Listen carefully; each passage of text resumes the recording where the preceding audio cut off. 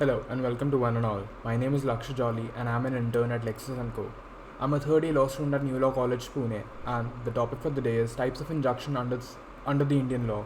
As this video will be a little long, it will be divided in two parts. This is part 1 of the video. Injunctions can be defined as prohibitive right issued by a court of equity. This is done at the request of party complainant, direct to a party defendant in the action or to a party which is made defendant in the action. The letter forbids the person or his servant agent from commencing the act on his behalf, respectively. The Specific Relief Act 1963, hereafter the Act, establishes the law of injunction, which is governed by the Code of Civil Procedure 1908 in India.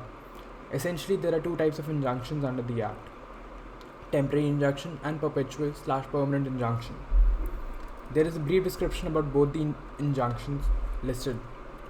Temporary injunction: the injunction that is issued for a specific period of time or until the court makes a decision on the case at hand is known as temporary injunction. These can be obtained at any point throughout the trial and they are governed by 1908 Code of Civil Procedure. The sections mentioned below explain the process more effectively. Section 94. This section allows the court to hold extra proceedings in order to keep the goals of justice from being defeated.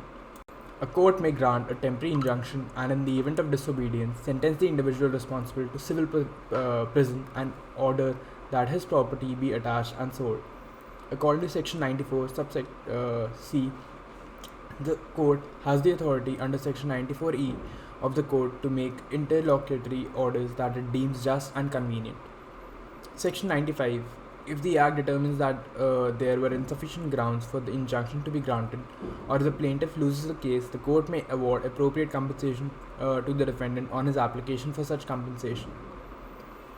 Order 39. Rule 1. It contains the rule that which a temporary injunction can be issued. Any property in question in litigation is in risk of being wasted, damaged, or alienated by any part of the suit, or being wrongfully sold in execution of a decree, or of being squandered, damaged, or alienated by any party to the suit. In order to cheat his creditors, the defendant threatens or intends to remove or dispose of his property. In connection to any property, the plaintiff or otherwise harm the plaintiff. Rule 2. It says that the interim injunction may be given to prevent the defendant from causing breach to the contract or causing any other harm to the plaintiff. Rule 3. It provides that before awarding an injunction to the plaintiff, the court must send a notice of application to the opposing party.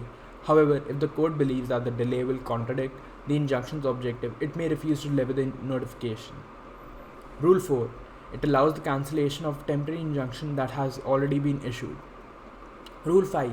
It asserts that an injunction against corporation binds not just the corporation but also the corporation members and executives whose personal actions the injunction seeks to restrain.